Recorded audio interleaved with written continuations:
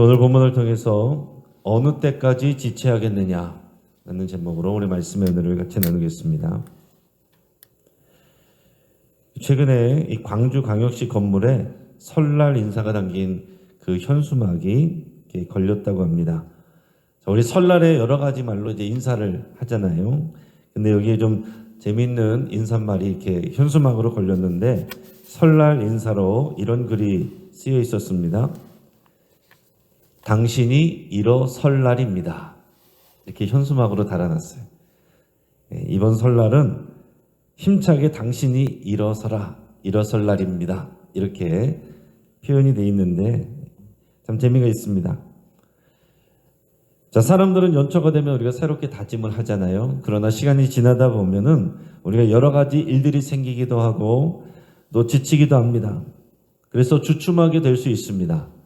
그래도 우리나라는 좋은 점이 뭐냐면 설날이 2번 있잖아요. 그래서 우리 새해가 시작하면서 또 새로운 일들을 다짐을 했다가 주춤하게 되면 우리가 이 구정 설날을 맞이해서 새로운 다짐을 하고 또 새롭게 다시 출발할 수가 있습니다. 그래서 이번 설 명절을 통해서 우리가 주춤하고 지체했던 부분들이 있으면 다시 새롭게 출발하고 일어서는 그런 이 시간들이 되시기를 주의 이름으로 축복합니다. 자, 오늘 본문 앞부분에 보면 유다 지파의 땅 분배를 한 다음에 그 다음이 어느 지파였냐면은 요셉의 지파들이었어요. 요셉의 지파란 것은 므낫세와 에브라임이잖아요. 이 므낫세와 에브라임 지파의 땅 분배하는 내용들이 나왔습니다. 그러니까 유다 지파 그 다음에 또 유력한 지파가 이 요셉 지파들이었던 거예요. 므낫세, 에브라임 지파를 또 땅 분배를 했습니다. 자, 근데 앞서서 유다 지파의 갈렙은 어땠습니까? 85세의 고령임에도 불구하고 가장 험난한 산지를 그 헤브론 땅을 선택해서 자신이 개척하고 점령하고 차지했습니다. 자, 그런 반면에 그 다음에 땅 분배를 받은 이 므낫세와 에브라임 지파는요, 가장 많은 땅을 받았음에도 불구하고 불평을 했습니다. 자, 불평을 한 이유가 하나는 자신들이 받은 땅이 자기들 지파 인구에 비해서 너무 작다라는 거였습니다. 그리고 그곳에 있는 가나안 백성들은 철병거로 무장한 강한 백성들이다. 이런 이유로 불평을 했습니다. 물론 이유가 있는 불평이지만은 이거 하나하나 다 받아주다 보면은 지금 다른 지파들도 땅 분배를 해야 되는데 이게 다 연속적으로 다 그러면은 불평이 불평을 낳고 원망이 원망을 낳고 이렇게 될 수가 있거든요. 그래서 여호수아는 그 불평을 받아주지 않았습니다. 땅이 부족하다고 한 것에 대해서는 비록 산림이라도 산지라도 너희가 개척하라 그랬습니다. 땅이 부족하다고 불평만 하지 말고 너희가 그 산림 지역을 개척을 하라. 그렇게 말했어요. 또 그 가나안 족속이 철병거로 무장한 강한 족속이다 라는 불평에 대해서는 그럴지라도 너희가 능히 그들을 쫓아내리라 라면서 격려를 해줬습니다. 자, 그러나 그들의 이런 불평으로 인해서 전체 이스라엘 백성들의 사기는 좀 떨어졌고 또 이 땅 분배하는 일들이 지체가 됐던 것 같습니다. 그래서 오늘 우리가 18장을 읽었는데 17장에서 18장 사이에 상당한 시간이 좀 흘렀던 것 같아요. 그 시간이 어느 정도 흘렀는지는 알 수 없지만은 그 사이에 이스라엘 백성들은 그 전까지는 본부로 삼았던 길갈이라는 지역에서 이제 실로라는 지역으로 옮겨와 있습니다. 그리고 이 실로 지역에 회막을 세웠어요. 오늘 본문의 1절 말씀을 같이 읽겠습니다. 이스라엘 자손의 온 회중이 실로에 모여서 거기에 회막을 세웠으며 그 땅은 그들 앞에서 돌아와 정복되었더라. 아멘. 자, 이 실로라는 지역 많이 들어보셨죠? 이 실로라는 지역은 이 가나안 땅의 중심부에 있습니다. 그래서 이스라엘 백성들이 또 제사드리러 모이기에 적합한 위치였습니다. 그리고 이 실로라는 지명의 뜻은 안심하다, 또 휴식하다 이런 의미의 살라에서 온 지명의 이름이라고 합니다. 살라, 또 그리고 이것이 다 연결되어 있는 그 단어가 샬롬, 평안, 안녕, 다 이제 같은 이제 어원에서 비슷하게 나오는 것들이죠. 샬롬, 또 살라, 실로, 또 예루살렘, 다 이게 다 이제 평안을 의미하는 말들인데, 자, 이 지역이 인간적으로 뭐 지정학적으로 정치적으로 그렇게 크게 중요한 부분은 아니었지만 이것에 회막이 세워졌다, 성막이 세워졌다는 것은 이것은 그만큼 하나님의 선택이었다라는 것을 우리가 의미하는 겁니다. 자, 신명기 2장 10절 11절 제가 한번 읽어드립니다. 너희가 요단을 건너 너희 하나님 여호와께서 너희에게 기업으로 주시는 땅에 거주하게 될 때, 또는 여호와께서 너희에게 너희 주위의 모든 대적을 이기게 하시고 너희에게 안식을 주사 너희를 평안히 거주하게 하실 때에, 너희는 너희의 하나님 여호와께서 자기 이름을 두시려고 택하실 그곳으로 내가 명령하는 것을 모두 가지고 갈지니, 곧 너희의 번제와 너희의 희생과 너희 11조와 너희 손의 거제와 너희가 여호와께 서원하는 모든 아름다운 서원물을 가져가고. 자, 신명기 말씀에 이런 말씀이 나와 있어요. 그때 이미 예언된 것처럼 주변의 대적을 다 이기고 평안하게 됐을 때, 거기에 평안하게 거주하게 될 때 하나님께서 자기 이름을 두시려고 택하신 그곳으로 너희가 이동하게 될 것이다, 그렇게 말했는데 그게 바로 이곳 실로다라는 얘기입니다. 그래서 이 실로에 회막이 세워졌다는 것은 이제 예전처럼 임시로 성막을 짓고서 계속 이동하는 게 아닙니다. 여기가 이제 중앙성소가 되는 거예요. 나중에 다윗이 예루살렘 성을 이제 차지하고 또 그곳에 또 예루살렘 성전을 솔로몬 때 짓기 전까지는 이 실로가 중앙성소가 됐습니다. 나중에 블레셋에게 실로에 있던 법궤를 빼앗기게 되는 때까지는 약 350년 동안 이곳에서 이스라엘 백성들이 하나님 앞에 또 제사를 드리게 되는 겁니다. 그 엘리 제사장 때 그 블레셋에게 법궤를 뺏기는 게 이 실로에 있던 회막에 있는 그 법궤를 블레셋 사람들이 가져가게 되는 거예요. 그러다가 나중에 이것을 또 돌려오게 되고 다윗이 그것을 예루살렘 성으로 가져오게 되는 것입니다.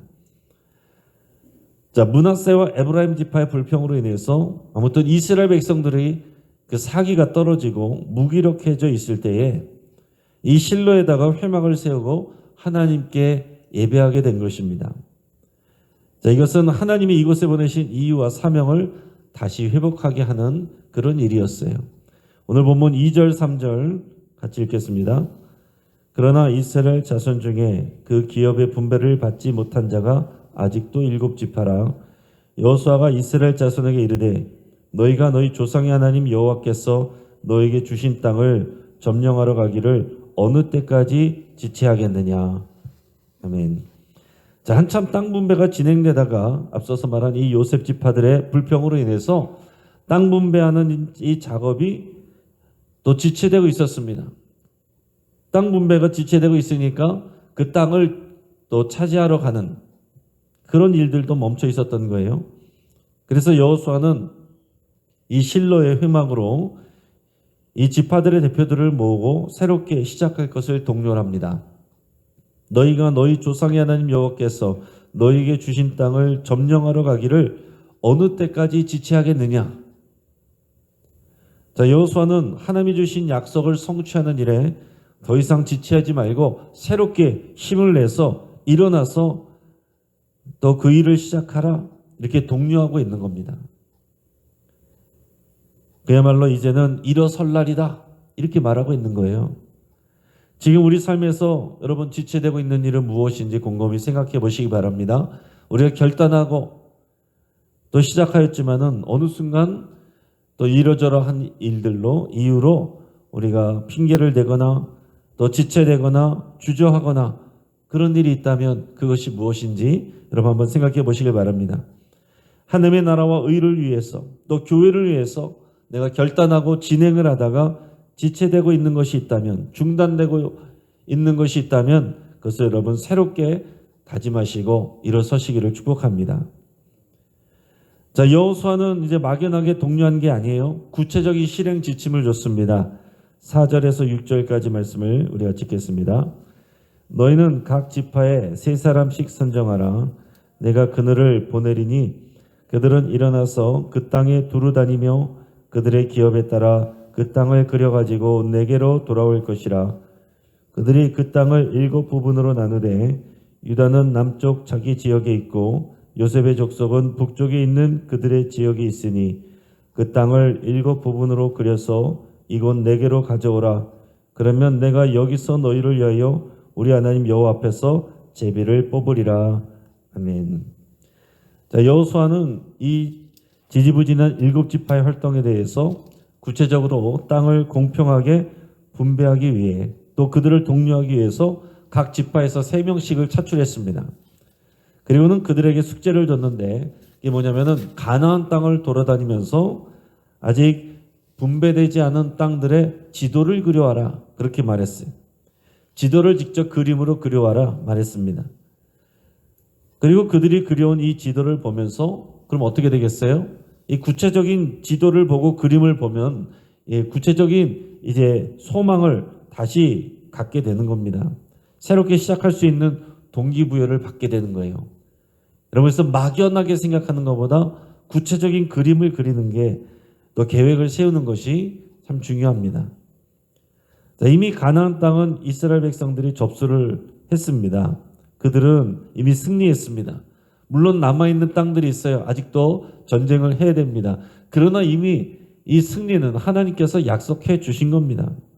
그 약속을 받고 승리가 보장된 상태로 들어가서 이 일을 수행하는 거예요. 여러분, 이것은 우리의 구원의 모습하고도 같습니다. 여러분, 우리는 이미 구원을 받았습니다. 그러나 구원의 완성은 아직 이루어지지 않았습니다. 하나님의 나라는 이미 시작되었습니다. 하지만 아직 완전히 이루어지지는 않았습니다. 그래서 우리는 이런 말을 해야 되는 거예요. 우리는 이미와 아직 사이에 긴장 가운데 살고 있다. 이미와 아직. 하나님께서는 이미 우리에게 구원을 주시고 하나님의 나라를 주셨습니다. 그러나 아직 완성되진 않았어요. 그래서 그 안에 긴장 상태가 있는 겁니다. 그 안에 긴장 상태에서는 하나님이 일하시는 부분만 있는 것이 아니라 우리가 용기를 가지고 담대하게 순종하고 실천할 그런 우리의 과제들이 있다는 거예요. 그래서 여러분, 우리가 구원받았다고 나태하게 있으면 안 됩니다. 영적인 긴장감을 가져야 됩니다. 아직 다 정복되지 않은 적을 소탕하고 땅을 점령하기 위해서 이스라엘 백성들이 싸워야 되는 것처럼 우리들도 마찬가지라는 거예요. 우리들의 삶이 영적 전쟁입니다. 이미 예수 그리스도께서 우리를 구원하시고 십자가에서 승리를 선포를 하셨습니다. 그래서 우리는 이기는 싸움을 싸우는데 그러나 가만히 있어서 되는 것이 아니라 마지막 하나님의 나라가 완성될 그때까지 마귀 사탄은 우리를 공격하는 거예요. 이 세상의 문화를 통해서, 세상의 일들을 통해서, 세상의 지식을 통해서 우리들을 또 유혹하고 미혹하고 또 흔들고 공격하는 이런 일들이 있는 겁니다. 그래서 우리는 이런 영적 전쟁하는 상황인 것을 생각하며 영적인 긴장감을 가져야 되고요. 또 하나님의 사명을 이루기 위한 그런 열정을 가지고 또 담대함을 가지고 용기를 가져야 돼요. 이게 오늘 본문에서 여호수아가 지금 7개 지파에게 지금 말하는 그런 내용들입니다. 그러면서 가나안 정복의 완성을 꿈꾸다가 미적거렸지만은 여호수아가 직접 가서 그림을 그려라. 이제 그림을 그려서 그림으로 직접 보면 이미지가 들어오면 그것이 정말 우리의 믿음이 되고 소망이 되는 겁니다. 그래서 여러분, 우리가 기도할 때도요, 막연하게 기도하는 게 아니라 우리가 이미 이루어진 그 상황들을 여러분들께서 믿음으로 상상을 하는 거예요. 믿음으로 상상을 하고 그 모습을 바라보면서 이미 이루어진 것처럼 그렇게 여러분 감사하며 또 여러분께서 믿음으로 기도할 때 그 일들이, 미래의 일들이, 약속된 일들이 오늘의 현실의 실상으로 주어지게 되는 겁니다. 언제요? 하나님이 정하신 그때에 우리가 기도를 신고 또 그것을 소망하며 나가면 기도는 하는 시간은 길지만 응답하는 것은 순간입니다.